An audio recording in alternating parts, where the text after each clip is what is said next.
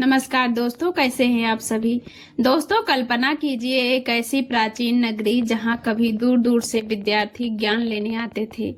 एक ऐसी धरती जहां बौद्ध धर्म के महान केंद्र विकसित हुए, जहां स्तूप, मठ और प्राचीन नगर आज भी हजारों साल पुराने इतिहास की कहानी सुनाते हैं। और आज उसी ऐतिहासिक धरती के संरक्षण को लेकर यूनेस्को की चिंता सामने आई है। ये जगह है तक्षशिला।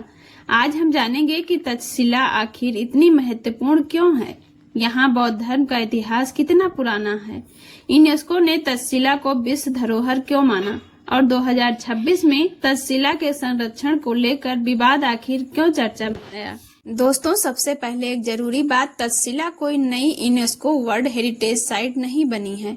यूनेस्को ने इसे 1980 में विश्व धरोहर सूची में शामिल किया था।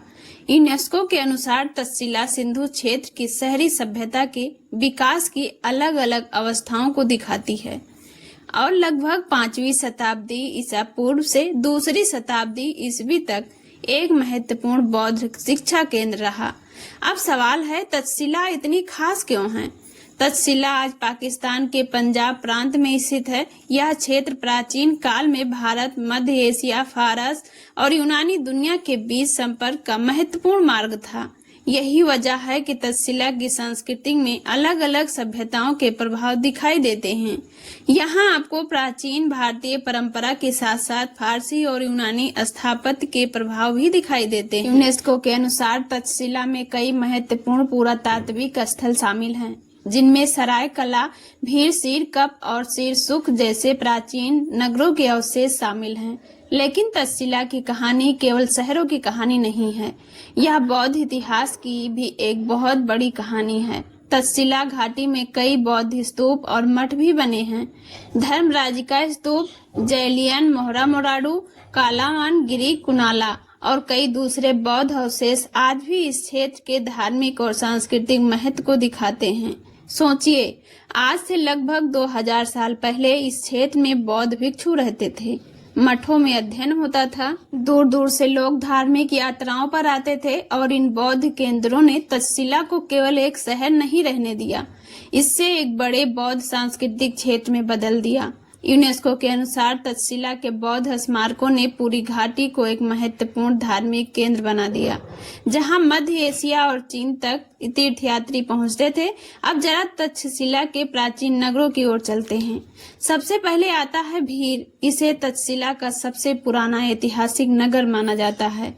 इसके बाद आता है सिरकप। सिरकप की योजना में यूनानी प्रभावी दिखाई देता है। यहाँ सड़कें और इमारतें एक व्यवस्थित योजना के अनुसार बनाई गई थीं। और फिर आता है सिरसुख। इन तीनों नगरों के अवशेष बताते हैं कि तक्षशिला में समय के साथ शहरी जीवन किस तरह विकसित हुआ। यही कारण है कि तक्षशिला केवल बौद्ध धर्म के लिए नहीं, बल्कि पूरे दक्षिण एशियाई इतिहास के लिए भी महत्वपूर्ण है। लेकिन अब कहानी का सबसे महत्वपूर्ण हिस्सा शुरू होता है। यूनेस्को चिंतित क्यों हुआ।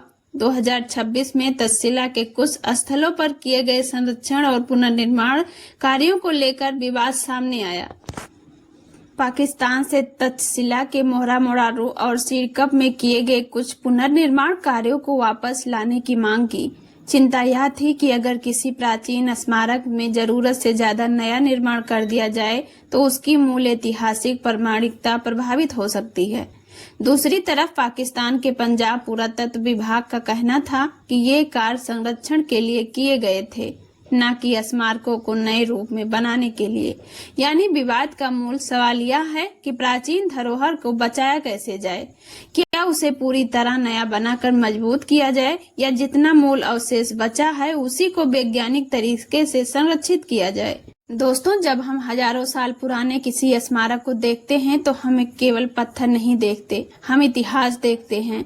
हम उस समय की वास्तुकला देखते हैं, हम पुराने निर्माण की तकनीकी देखते हैं, हम उस समाज की कहानी देखते हैं। अगर पुराने हिस्से को हटाकर उसकी जगह बहुत ज्यादा नया निर्माण कर दिया जाए तो भविष्य की पीढ़ियां यह समझने में मुश्किल महसूस कर सकती हैं कि असली प्राचीन संरचना कैसी थी। से हमें एक बड़ी बात समझ आती है, इतिहास केवल किताबों में नहीं बचता। इतिहास को बचाने के लिए जमीन पर मौजूद स्मारकों को भी बचाना पड़ता है।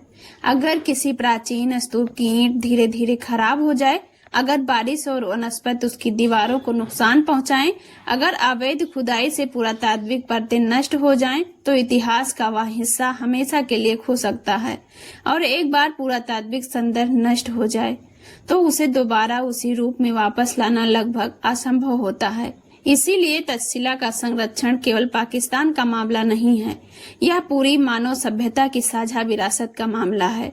क्योंकि यूनेस्को की विश्व धरोहर व्यवस्था को उद्देश्य ऐसी जगहों को आने वाली पीढ़ियों के लिए सुरक्षित रखना है। अब जरा तक्षशिला के बौद्ध इतिहास को फिर से समझते हैं।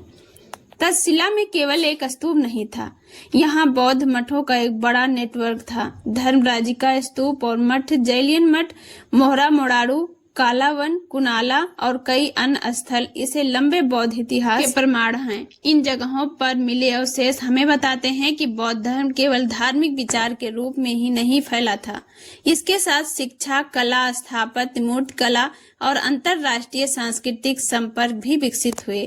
तक्षशिला इसी सांस्कृतिक आदान प्रदान का एक महत्वपूर्ण केंद्र था।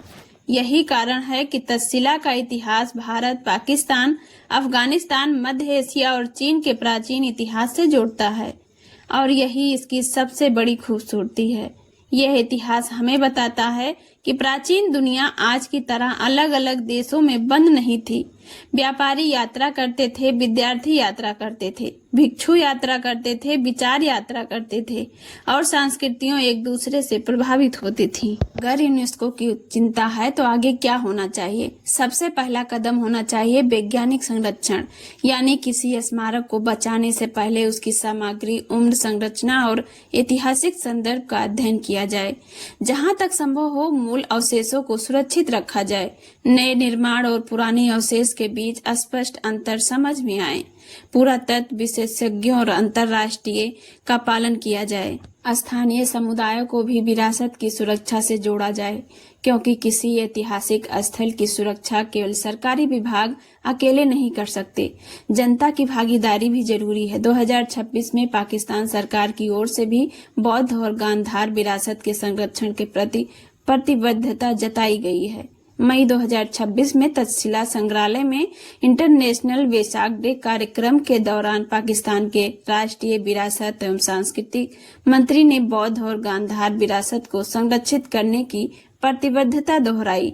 इससे यह भी पता चलता है कि तक्षशिला आज केवल पुराने खंडहरों की जगह नहीं है। दोस्तों, यह आज भी बौद्ध दुनिया के लिए सांस्कृतिक महत्व रखती है। अब इसी पूरी कहानी से हमें क्या सीख मिलती है? इतिहास को बचाना केवल पुराने पत्थरों को बचाना नहीं है, ये हमारी सामूहिक स्मृति को बचाना है।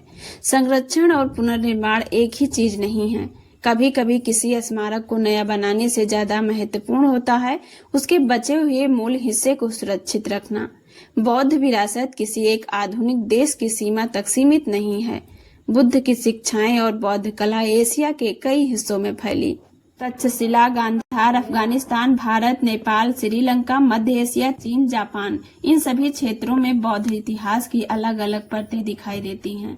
और चौथी सबसे महत्वपूर्ण सीख, इतिहास पर गर्व करने से ज्यादा जरूरी है इतिहास को सुरक्षित रखना। अगर हम कहते हैं कि हमें अपने पूर्वजों की विरासत पर गर्व है, तो हमें उस विरासत की रक्षा भी करनी चाहिए। तक्षशिला हमें यही संदेश देती है। यहाँ हजारों साल पुराने नगर हैं, बौद्ध स्तूप हैं, मठ हैं, मूर्तिकला हैं, विभिन्न सभ्यताओं का प्रभाव है और एक ऐसा इतिहास है जिसने एशिया की संस्कृति को प्रभावित किया। लेकिन यह विरासत तभी आने वाली पीढ़ियों तक पहुंचेगी जब इसे वैज्ञानिक और जिम्मेदार तरीके से संरक्षित किया जाएगा। तो अगली बार जब आप तक्षशिला का नाम सुने तो केवल एक पुराने खंडहर की कल्पना मत कीजिए। कल्पना कीजिए उस समय की जब यहाँ विद्यार्थी ज्ञान लेने आते थे, जब बौद्ध भिक्षु मठों में रहते थे, जब व्यापारी दूर देशों की यात्रा करते थे, जब भारत और मध्य एशिया के बीच विचारों और संस्कृतियों का आदान प्रदान होता था, और जब पत्थरों पर बनाई गई मूर्तियां आज से हजारों साल बाद भी आने वाली पीढ़ियों को एक कहानी सुनाएगी। यही तक्षशिला की असली ताकत है और शायद यही वजह है कि यूनेस्को की चिंता को केवल एक विवाद के रूप में नहीं बल्कि एक चेतावनी के रूप में देखना चाहिए। प्राचीन विरासत को बचाइए लेकिन उसे बदल कर नहीं, क्योंकि इतिहास की सबसे बड़ी